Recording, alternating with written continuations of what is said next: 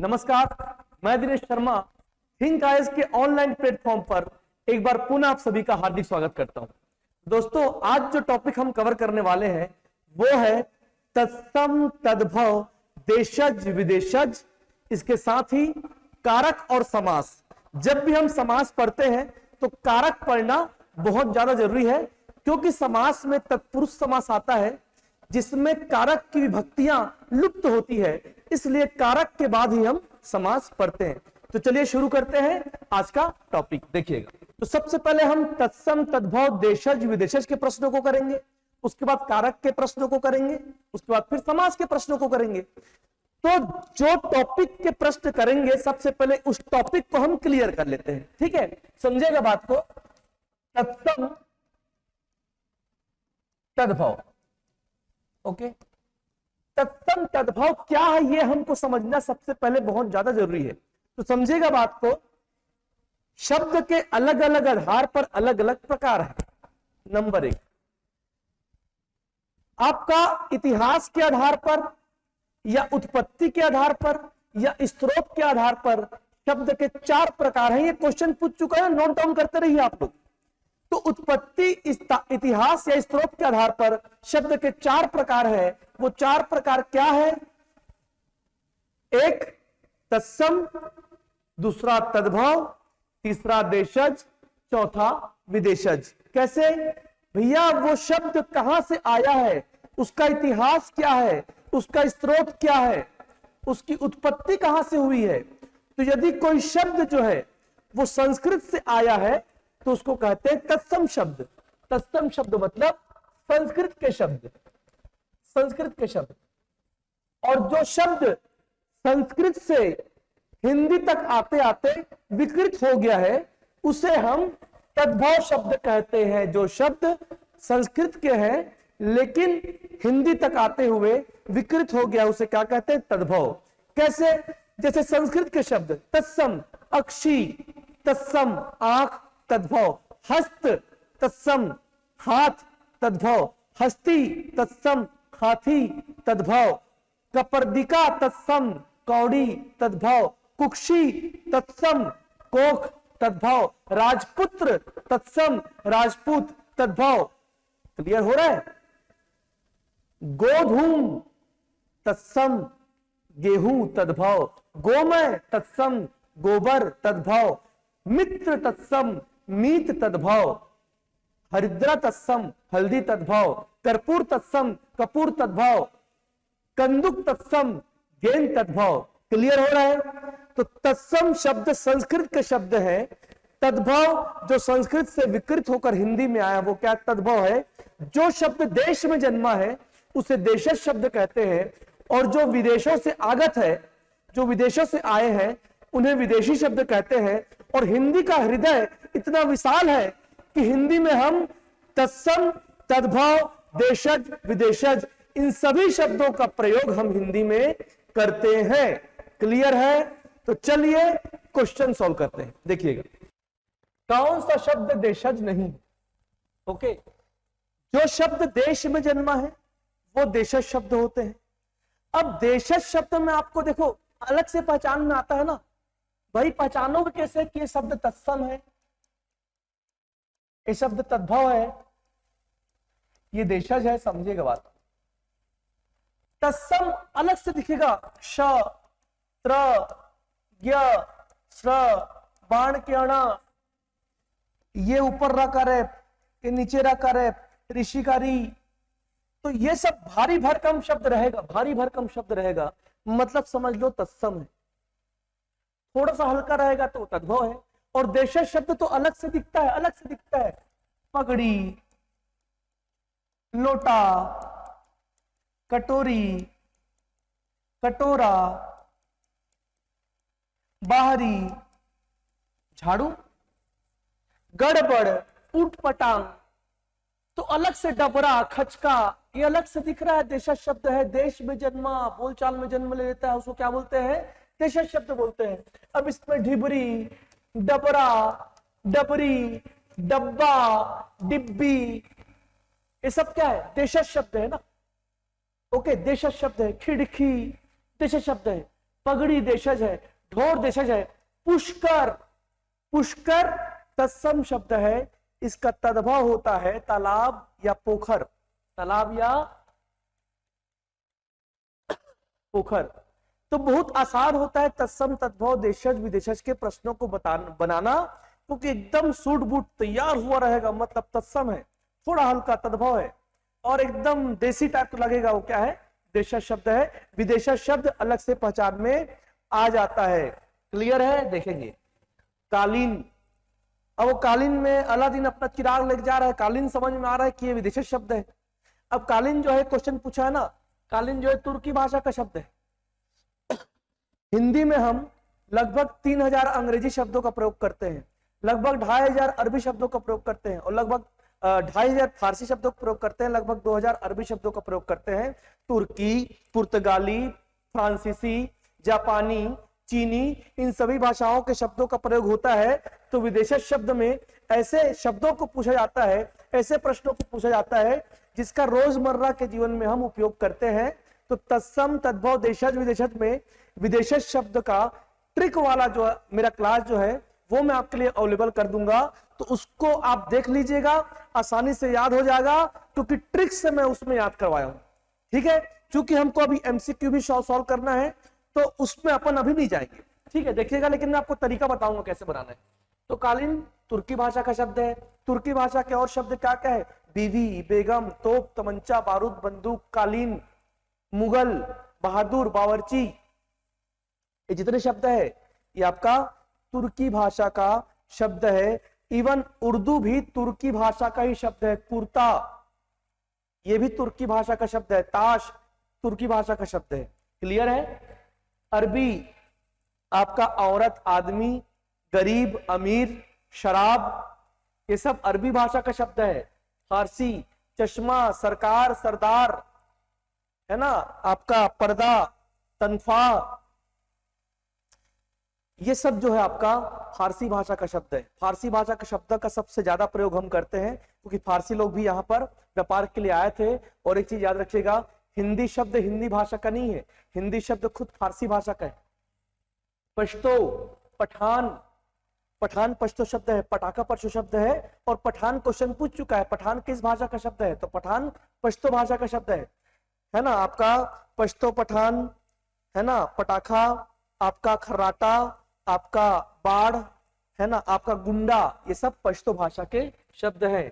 सूची 1 सूची 2 को सुमिलित कीजिए, क्वेश्चन पूछा है। अब देखिएगा, आपको समझ में आ जाएगा कि हाँ ये हिंदीतर है, ये विदेशी है, ये तद्भव है, तत्सम। देखिएगा, हिंदीतर मतलब हिंदी से अलग भाषा, हिंदी से इतर भाषा। ठीक है, हिंदीतर मतलब आपका उड़िया, बंगाली, मराठी, गुजराती, पंजाबी, ये सब हिंदीतर भाषा है। सिंधी, ओके।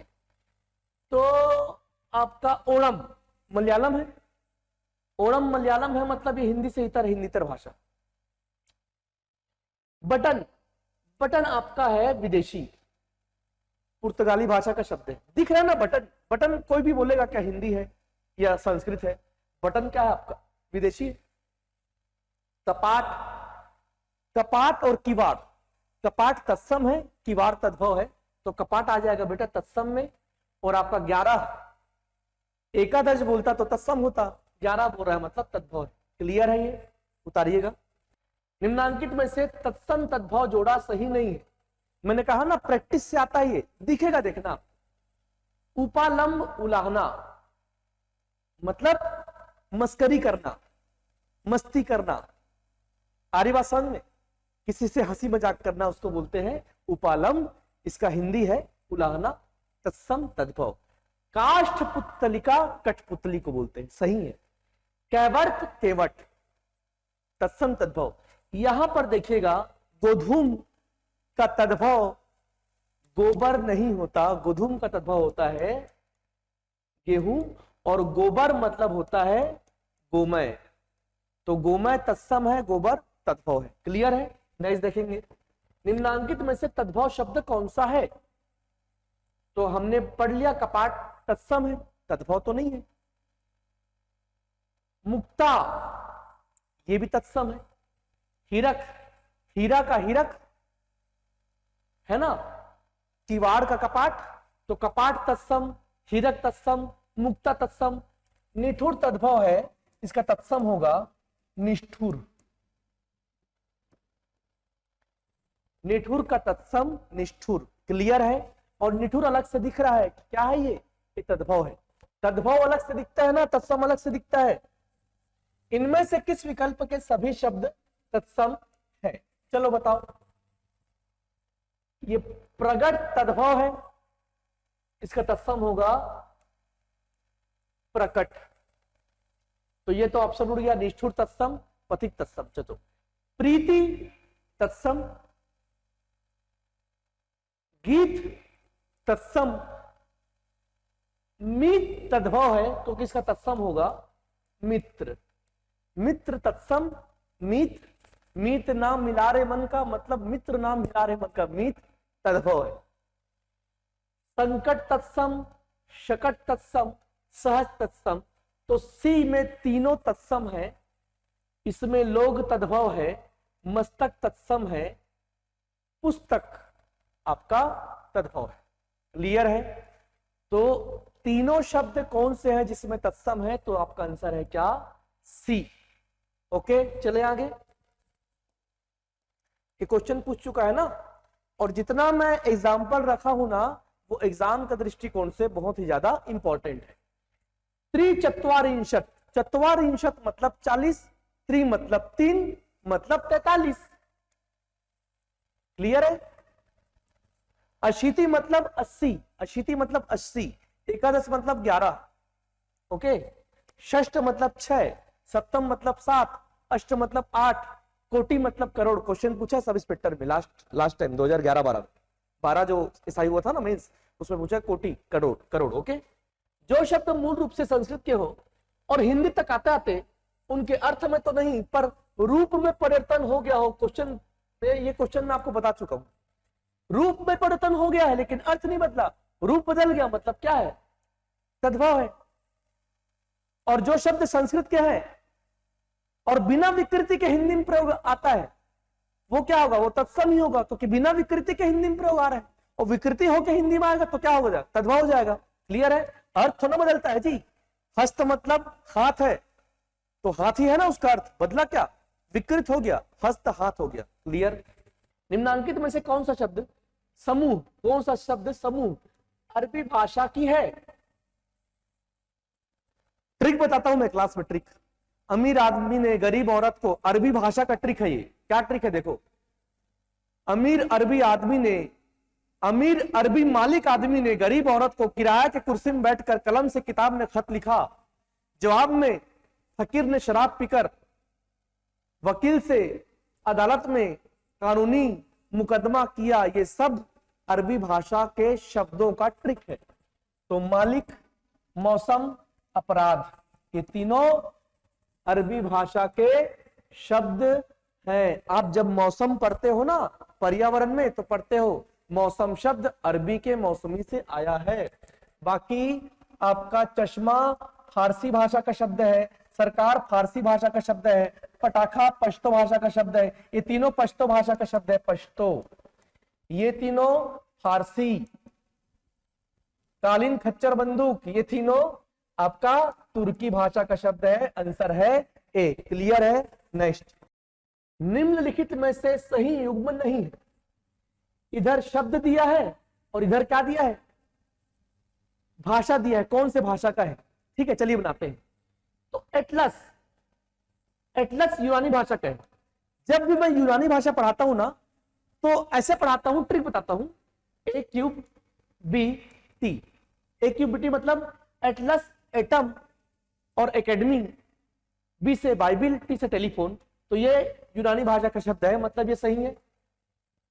कॉफी जो है वो फ्रेंच नहीं है, कॉफी पुर्तगाली भाषा का शब्द है। तो ये इसका आंसर क्या आएगा? क्योंकि हमको गलत चुनना है, तो इसका आंसर आएगा ये, क्योंकि कॉफी पुर्तगाली भाषा का शब्द है, पुर्तगाली।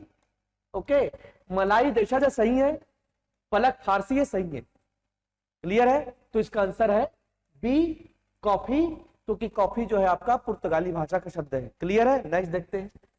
निम्नांकित में से किसमें कर्म कारक नहीं है? चलिए अब हम आ गए किसमें? कारक में। अब हम कारक में प्रवेश कर लिए। कारक के प्रश्नों को बनाने से पहले हम थोड़ा सा कारक को डील कर लेते हैं। देखिएगा, कारक क्वेश्चन पूछा है, कारक का शाब्दिक अर्थ क्या है? तो कारक का शाब्दिक अर्थ होता है कराने वाला। क्या कराने वाला? संबंध कराने वाला। किसका संबंध किससे कराने वाला? तो संज्ञा एवं सर्वनाम के विभिन्न रूपों का संबंध वाक्य के अन्य शब्दों के साथ कराने वाला, उसको क्या कहते हैं? कारक कहते हैं। तो परिभाषा क्या है इसकी? जिस शब्द से संज्ञा एवं सर्वनाम के विभिन्न रूपों या संज्ञा एवं सर्वनाम के जिन रूपों से उनका संबंध वाक्य के अन्य शब्दों के साथ स्थापित किया जाता है, संज्ञा और सर्वनाम के उन्हीं रूपों को क्या कहते हैं? कारक कहते हैं। मतलब कारक क्या है?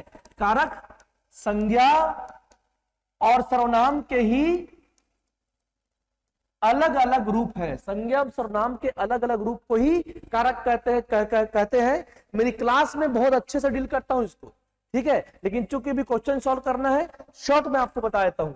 कारक के कितने प्रकार बोल रहे हैं? कारक के 8 प्रकार। कितने प्रकार? 8 प्रकार। कौन कौन से कारक के 8 प्रकार है देखिएगा। और कारक, ये कारक लिख रहा हूं, कारक लिखूंगा, यहां पर लिखूंगा कारक की क्या विभक्ति, क्या लिखूंगा? विभक्ति, ठीक है, समझिएगा बात को। तो कर्ता, ये कारक का नाम है, कर्ता कारक का नाम है। और कर्ता ने, ये कर्ता कारक की विभक्ति है ना। कई लोग ने को कारक समझते हैं, ने कारक नहीं है बेटा, कर्ता कारक है और इसकी विभक्ति ने है। कर्ता ने कर्म को, जो काम को करता है वो करता है, क्रिया का प्रभाव जिस पर पड़ता है वो कर्म है। नंबर 3, करण मतलब होता है साधन, क्रिया करने का जो साधन है वो करण है। और करण से या फिर के द्वारा अपादान, सॉरी अपादान नहीं, संप्रदान आएगा इसके बाद ना,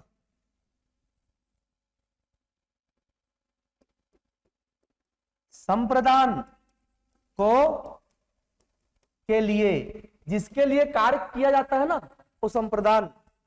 नंबर 5, अपादान, अपादान से, ये से के द्वारा क्या है? साधन है, कार्य करने का साधन। ये से क्या है? ये अलगाव। क्या ये? अलगाव है, अलग होना। पेड़ से पत्ते गिरते हैं, रायपुर से दुर्ग गया, रायपुर से अलग हो गया, है ना। क्या बोलते हैं आपका, पहाड़ से नदी निकला, पहाड़ से अलग हो गया। खान खान से कोयला निकला, कोयला अलग हो गया, है ना। गाड़ी से उतरा, गाड़ी से उतर कर अलग हो गया। पद भ्रष्ट, पद से भ्रष्ट अलग। ऋण मुक्त, ऋण से मुक्त अलग। तो जहां पर अलगाव का बोध होता है, गुरु शिष्य से अच्छा है तो तुलना करते हैं, और से का प्रयोग हो रहा है मतलब तुलना हो रहा है ना, मतलब अलग है ना। तो शिष्य से अच्छा है, अलग हो गया, मतलब आपका शिष्य गुरु से सीखता है, सीखने का भाव से सीखता है, सीख के अलग हो गया। तो यहाँ पर वो साधन नहीं है, यहाँ पर भी अलगाव है। जन्मांध, जन्म से अंधा, तो जन्म से अंधा है तो जन्म से अलग हो गया, वो अंधा हो गया। आरी बात समझ में? तो जन्मांध में क्या आपका अलगाव है। तो जो फंसते हो ना, जन्मांध में फंस जाओगे, जन्म से अंधा। आरी बात समझ में? पथ भ्रष्ट, पथ से भ्रष्ट, ऋण मुक्त, ऋण से मुक्त। तो जहां अलग होने का भाव है, तुलना में भी अलग होने का भाव है, डर में भी अलग होने का भाव है, निकलने में भी अलग होने का भाव है, दूर होने में भी अलग होने का भाव है, सीखने में भी अलग होने का भाव है। जहां अलग होने का भाव हुआ वहां पर आपका अपादान होगा, और साधन अलग से दिखता है। जहां साधन वाला से है वो आपका करण कारक होगा। क्लियर है? फिर आपका नंबर 6, संबंध। इसकी विभक्ति क्या है? का, के, की। राम की मौसी, मोहन का चाचा, सोहन का भाई, काके की। मेरी गाड़ी, मेरा घर, रारेरी। मेरी बहन, रारेरी। नानेनी, अपना भाई, अपनी गाड़ी, अपने लोग। तो का पुल्लिंग, की स्त्रीलिंग, के बहुवचन। क्लियर है? नंबर 7, अधिकरण। अधिकरण क्या है? अधिकरण क्रिया का स्थान है, क्रिया का स्थान है। में पर, में पर, तो अधिकरण है क्रिया का स्थान, है ना। आनंद मग्न, आनंद में मग्न, आनंद से मग्न नहीं होता। आदिवासी में तो क्रिया का स्थान। वनवास, वन में वास, क्रिया का स्थान, वास करने का स्थान। घुड़सवार, घोड़े पर सवार। तो अधिकरण मतलब स्थान। और नंबर 8, संबोधन। संबोधन हम कैसे करते हैं? हे राम, अरे सुकालू। संबोधन। तो ये 8 कारक और ये कारक की विभक्ति। ओके, और ये जो 8 कारक है ना, यही 8 कारक क्या है? संज्ञा है, सर्वनाम है। तो कारक क्या है? संज्ञा एवं सर्वनाम के ही अलग अलग रूप है कारक। क्लियर है? अब आप सोच रहे हो सर कारक संज्ञा और सर्वनाम कैसे है? उसने, उस क्या है? सर्वनाम है। उस कर्ता कारक, ने उसकी विभक्ति। राम ने, राम सर्वनाम है, सॉरी राम संज्ञा है, राम संज्ञा है, और ने उसकी विभक्ति। तो कारक क्या है? संज्ञा एवं सर्वनाम के ही अलग अलग रूप है। घुड़सवार, घोड़े पर सवार, घोड़ा क्या है? अधिकरण कारक है, लेकिन क्या है? संज्ञा है। आ रही बात समझ में? चले आगे, चलिए क्वेश्चन करते हैं। देखिएगा, निम्नांकित में से किसमें कर्म कारक नहीं है? कर्म कारक नहीं है। देखते हैं कर्म कारक किसमें नहीं है। मोहन ढोल बजाता है। ढोल क्या है? मोहन करता, ढोल कर्म। बजाने का प्रभाव ढोल पर पड़ेगा, ढोल कर्म, तो कर्म कारक तो है। अब आप विभक्ति की मत खोजते रहना। कई लोग ऐसे करते हैं, सर को नहीं दिख रहा है, सर ने नहीं दिख रहा है, सर ने। मोहन क्या है? काम को कर रहे हैं ना, तो जरूरी भैया वर्तमान आप पास्ट टेंस में नहीं लगाओगे। वर्तमान में कैसे नहीं लगाओगे? नहीं लगता। राम ने रावण को मारा, पास्ट टेंस है ना, नहीं लगा। राम रावण को मारता है, नहीं लगाया क्या? तो राम क्रिया कर रहा है ना, तो राम करता नहीं हुआ क्या? तो हमको कारक देखना है ना। आरी बात समझ में? तो क्वेश्चन क्या पूछा है? इसमें कर्म कारक नहीं है, तो इसमें ढोल कर्म है, मोहन करता है, खाना कर्म है, उसको सब मालूम है। राजू लकड़ी काटता है, राजू करता है, लकड़ी कर्म है, उसको सब मालूम है। यहां पर कर्म नहीं है, यहां पर कर्म नहीं है। तो इसका आंसर क्या आएगा? निम्नांकित में से किसमें संबंध कारक है? ठीक है, चलो विभक्त करते हैं, विभक्ति करते हैं, फिर संबंध कारक निकल जाएगा। ठीक है, इसको हम, ये समासिक पद है, इसको हम विग्रह कर लेते हैं। हथघड़ी, हाथ की घड़ी या हाथ के लिए घड़ी? हथघड़ी मतलब हाथ के लिए घड़ी, तो के लिए संप्रदान कारक। देश प्रेम, देश के लिए प्रेम, आपका संप्रदान। लोहे वाली कुर्सी मतलब लोहे की कुर्सी, तो वाली दिख रहा है यहां पर, और आप सोच रहे हो की को, इसका मतलब क्या हो रहा है? इसका मतलब भाई चांदी वाली थाली मतलब चांदी की थाली, तो इसमें संबंध कारक है। आंसर आएगा सी। क्लियर है? तो इस प्रकार के फंसाने वाले प्रश्न व्यापम में पूछते हैं, और ये बहुत इंपॉर्टेंट सर्विस पेटर शिक्षक भर्ती के लिए। नेक्स्ट क्वेश्चन क्या है? वह अगले साल आएगा, इस वाक्य में कौन सा कारक है? चलिए, वह अगले साल आएगा, कौन सा कारक समझना बात को। वह अगले साल मतलब अगले साल में लुप्त है, में आ रही बात समझ में? लुप्त है, अधिकरण कारक लुप्त है। अब बोल रहे होगे, सोच रहे होगे सर यहां पर वह कर्ता कारक है, ऑप्शन में कर्ता कारक दिया है क्या? नहीं दिया है। तो यहां पर वह कर्ता कारक है, और अगले साल जो दिया है ना, यहां पर में आएगा, वह अगले साल में आएगा, में मतलब अधिकरण। क्लियर है? चले आगे। तो इस प्रकार के फंसाने वाले प्रश्न भी देते हैं ना। चक्रपाणी में कौन सा समास है? चलिए, अब हम समास के प्रश्नों में आ गए, समास के प्रश्नों में हम आ गए। ठीक है, अब देखिएगा समास। समास का अर्थ होता है संक्षिप्त, और जो चीज संक्षिप्त है हम उसका क्या करेंगे? हम उसका विस्तार करेंगे। इसलिए हम समास में क्या करते हैं? विग्रह करते हैं। विग्रह मतलब विस्तार। ठीक है, संधि वर्णों का मेल मैंने बताया था आपको, लेकिन समास शब्दों का मेल है। संधि वर्णों का मेल है, समास शब्दों का मेल है। तो दो या दो से अधिक शब्दों के मेल को ही क्या कहते हैं? समास कहते हैं। इसमें जो समासिक पद बनता है, जस्ट लाइक लिखा है हथघड़ी, ये लिखा है नीलकमल, लिखा है आपका रसोई घर। तो सामान्यतः समास में कितने पद है? 2 पद है। ये जो प्रथम पद है हथ नील रसोई, ये प्रथम पद जो है इसको हम कहते हैं पूर्व पद, और बाद के पद को कहते हैं उत्तर पद। ये दिशा नहीं है, पूर्व मतलब प्रथम, उत्तर मतलब द्वितीय। तो प्रथम पद को पूर्व पद कहते हैं, इसके बाद के पद को उत्तर पद कहते हैं। तो समास में जो तो दो पद होंगे ना, दो से अधिक पद भी हो सकते हैं, लेकिन सामान्यतः दो पद होते हैं। तो प्रथम पद को पूर्व पद, द्वितीय पद को उत्तर पद के नाम से जानते हैं। समास शब्दों का योग है, याद रखिएगा। ये सब क्वेश्चन पूछता है समास के कितने प्रकार, आप समझिएगा। तो पद पद के प्रधानता के आधार पर,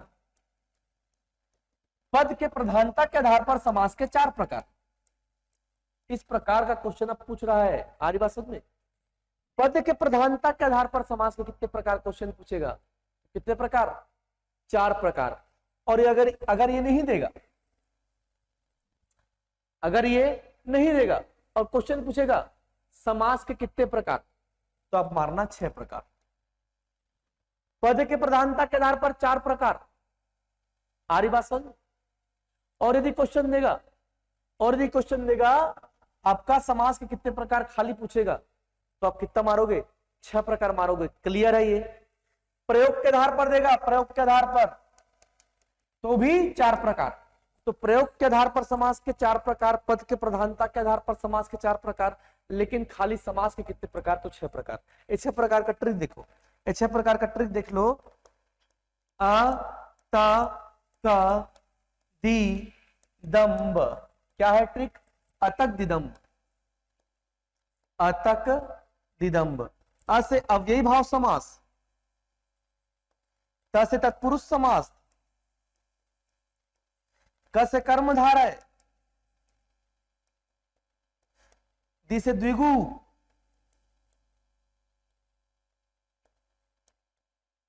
द्वंद्व, और ब से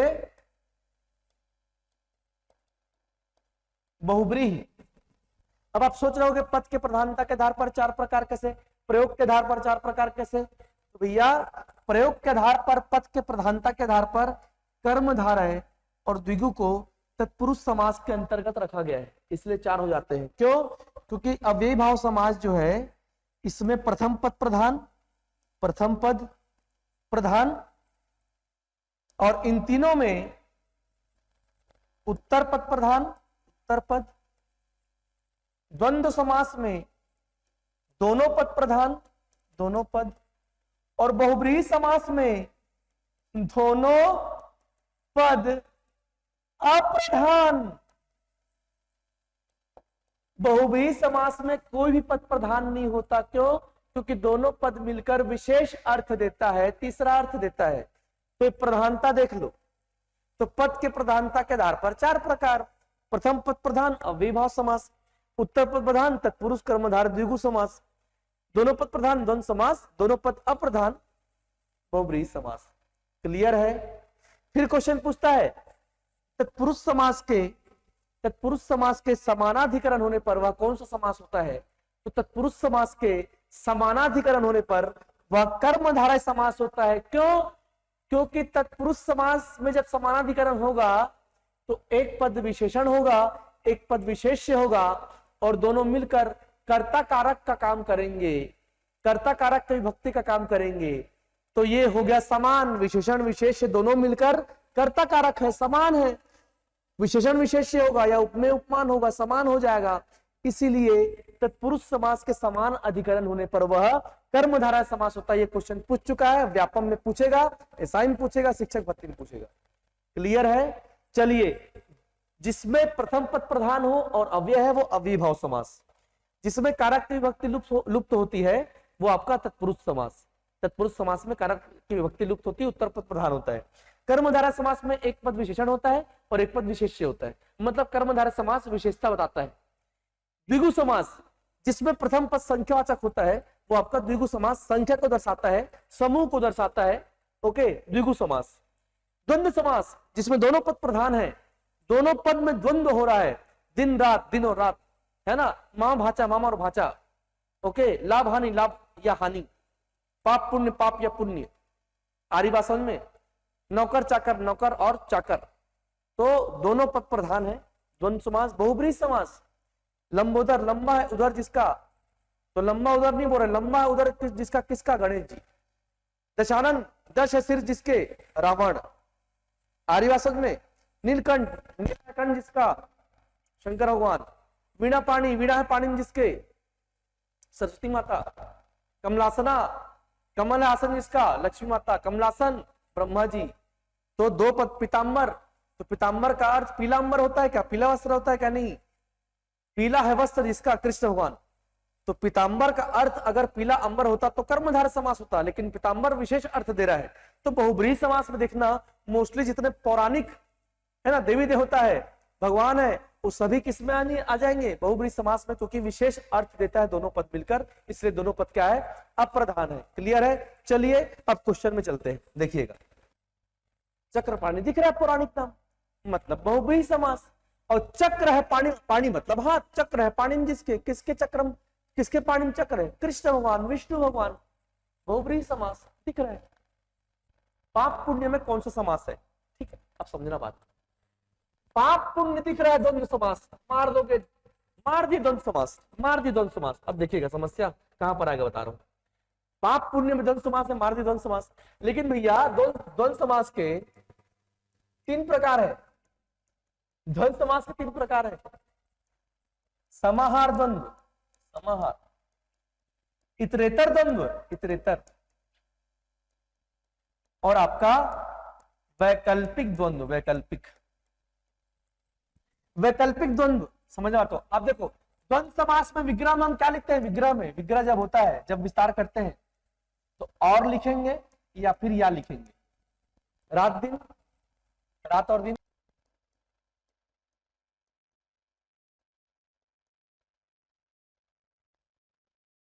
भाई भतीजा, भाई और भतीजा, और देखिए। लेकिन वैकल्पिक में विकल्प होगा, विकल्प होगा कैसे, पाप पुण्य लिखा है, पाप या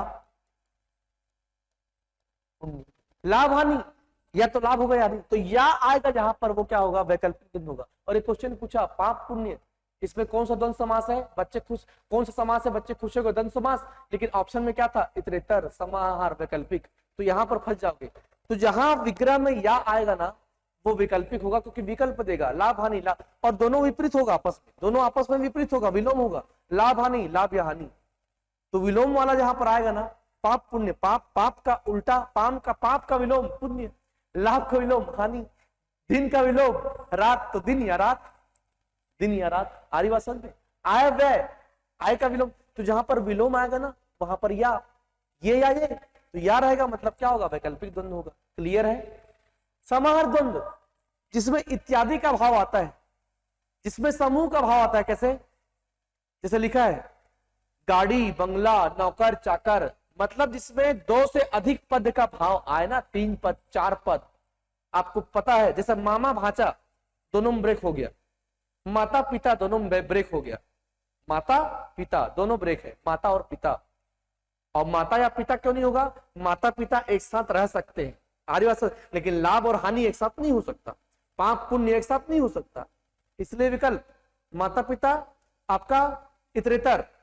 लेकिन समार, गाड़ी, बंगला, नौकर, चाकर, झाड़ फूंक, जादू टोना, है ना, धन दौलत, नौकर चाकर, तो यहां पर 3-4 पद आ सकता है, ऐसा लग रहा है, वहां पर क्या होता है, समाहार द्वंद्व होता है। क्लियर है। चलिए, मृग नैनी है जी, मृग नैनी, मृग नैनी में कौन सा समास है, अब मृग के समान नयन है जिसके, मृग नैनी, मृग के समान नयन, तो विशेषता बता रहा है, मृग के समान नयन, मृग नैनी विशेषता बता रहा है, मतलब क्या है, कर्मधारय समास। मैंने कहा ना, कर्मधारय समास विशेषता बताता है।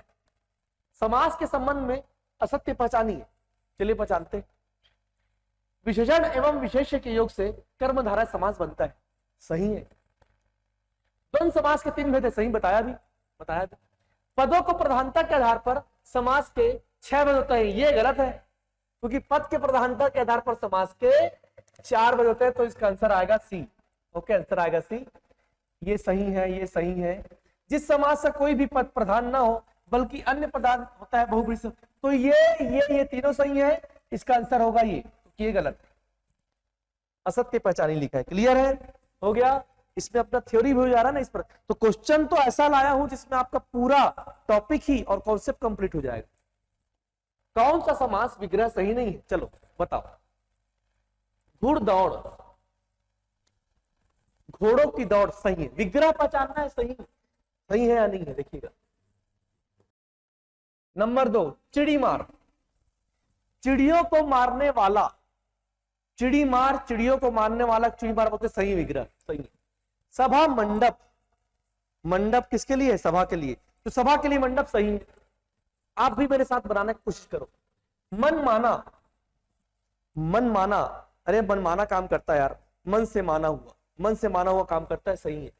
दही बड़ा, दही में डूबा हुआ बड़ा, सही है। दही बड़ा, कई लोग क्या करेंगे इसको, दही बड़ा, दही और बड़ा, बेटा जब दही बड़ा आपके पेशे खिदमत होता है तो दही और बड़ा अलग अलग आता है क्या? जिस बड़ा को दही में बोर के लाते हैं उसी को दही बड़ा बोलते हैं बेटा, है ना। तो दही में डूबा हुआ बड़ा, दही में डूबा हुआ बड़ा, द्वंद समास नहीं तो कौन सा समास है? इसको बोलते हैं मध्य पद लोपी तत्पुरुष। क्या बोलते हैं? मध्य पद लोपी तत्पुरुष बोलते हैं। कैसे? अब समझना बात को। तत्पुरुष समास थोड़ा सा बता रहा हूं, देखिएगा।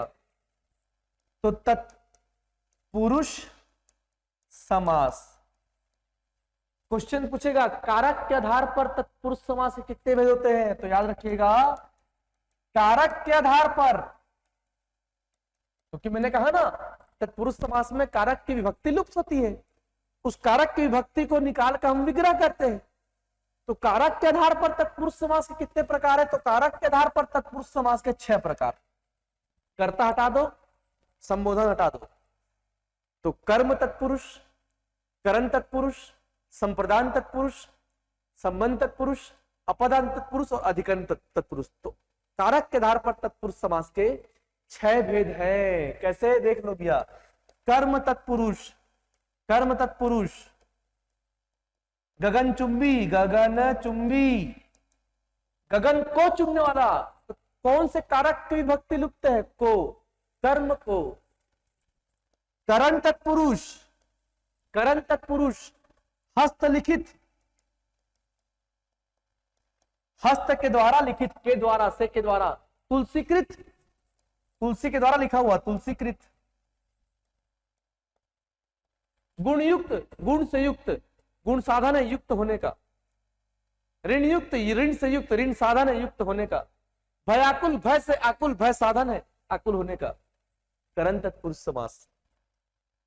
आपका संप्रदान, रसोई घर, रसोई के लिए घर। अब इधर लिख क्या क्या? मालगाड़ी, माल के लिए गाड़ी नहीं बेटा, माल को धोने वाली गाड़ी। पूरा का पूरा पद लुप्त है, विभक्ति नहीं, के लिए लुप्त नहीं है। जहां पर पूरा पूरा पद लुप्त हो जाता है उसको बोलते हैं मध्य पद लोपी तत्पुरुष। बताऊंगा, अभी आ रहा हूं उसमें।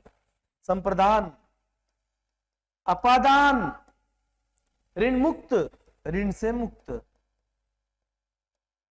पथभ्रष्ट, पथ से भ्रष्ट, अलग हो गया। रसोई घर, रसोई के लिए घर। मार्ग व्यय, मार्ग के लिए व्यय, संप्रदान, पदान, संबंध। राम कहानी,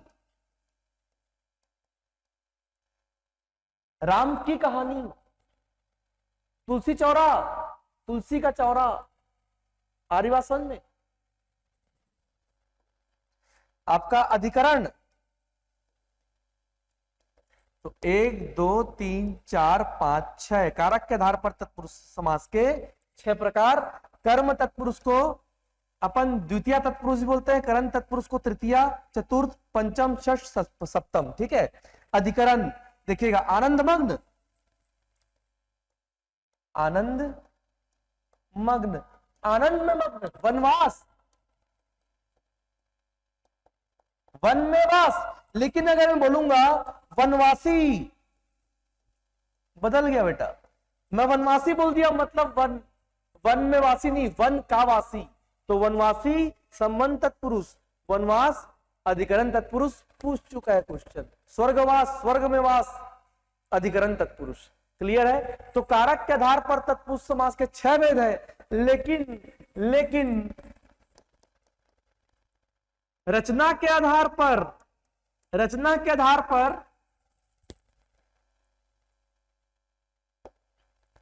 रचना के आधार पर तत्पुरुष समास के चार भेद हैं।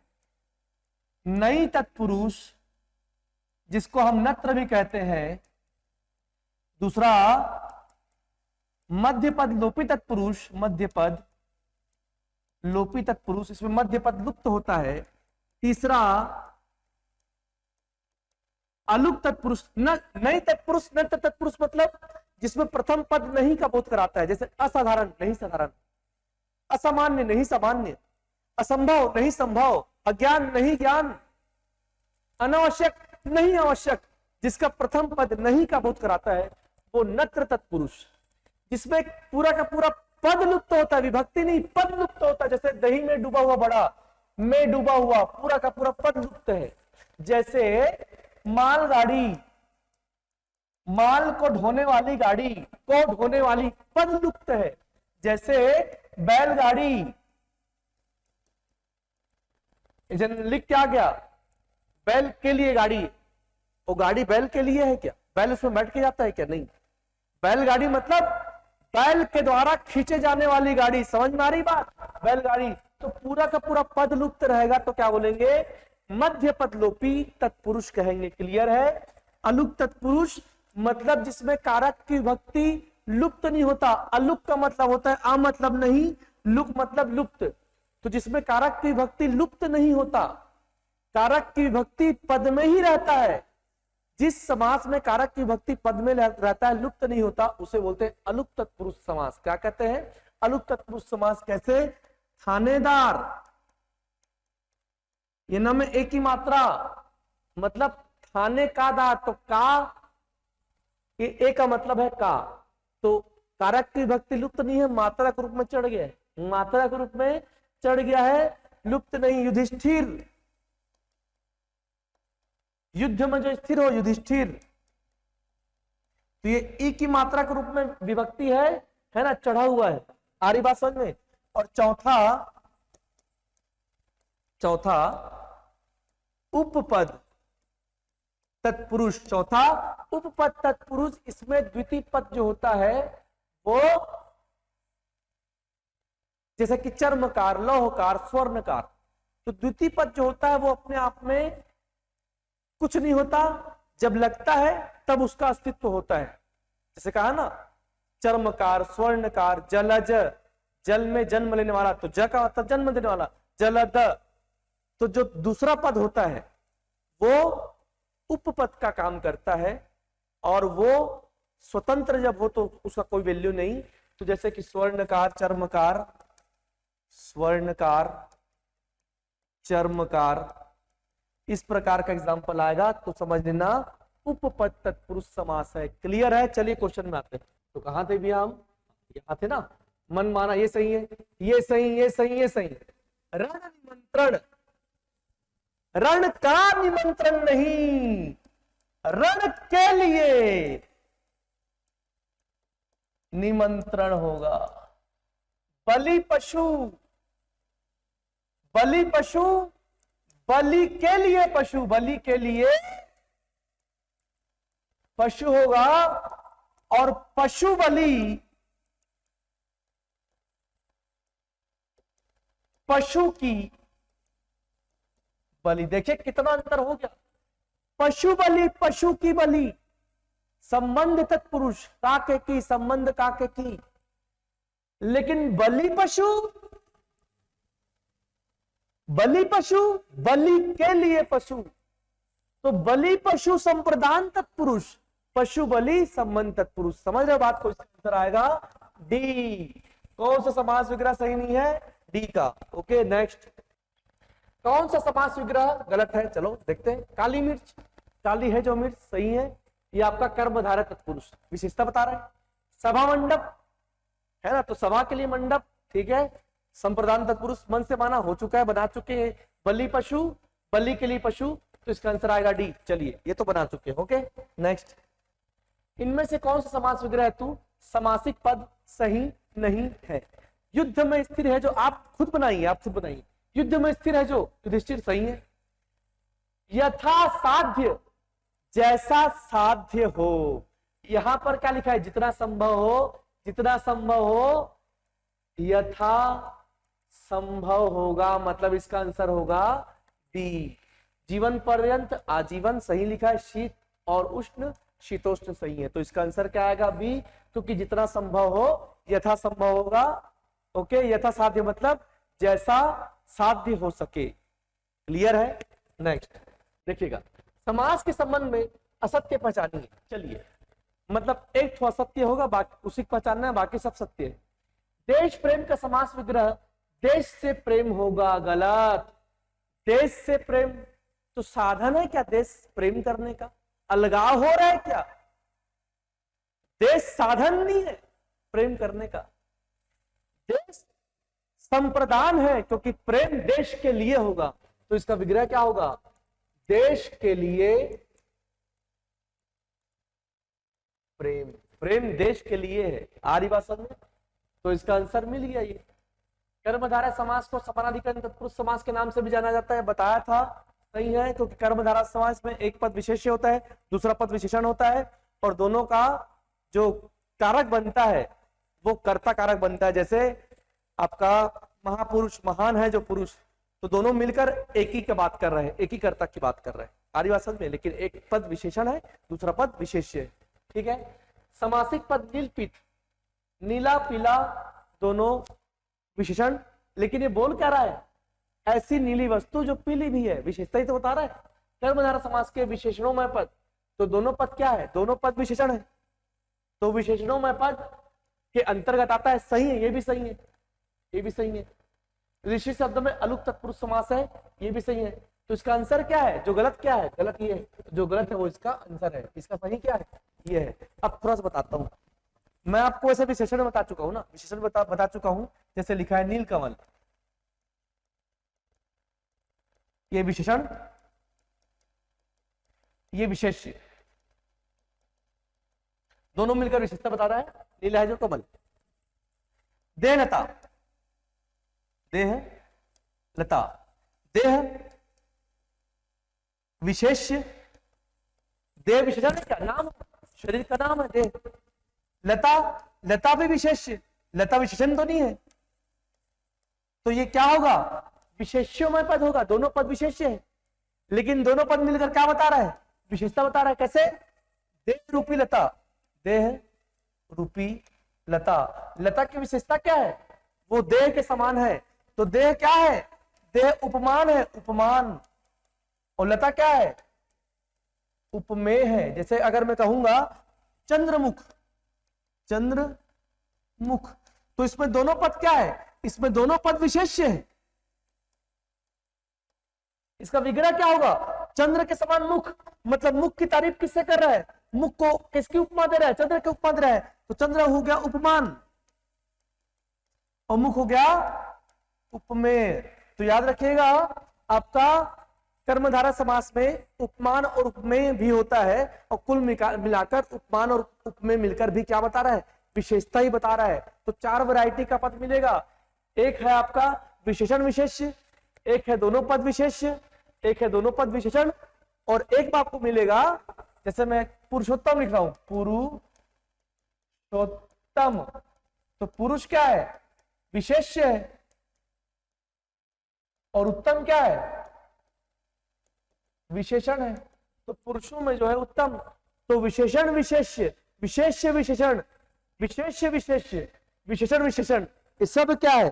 कर्मधारय समास ही है। कुल मिलाकर ये विशेषता ही बताता है। बहुत इंपॉर्टेंट चीज है, क्योंकि यहां से प्रश्न पूछता है। क्लियर है? नेक्स्ट, निम्नलिखित समास के सही जोड़ी मिलाइए। चलिए, मैं आपको बता चुका हूं, बस मिलाते हैं, है ना, ये बता चुका हूं आपको।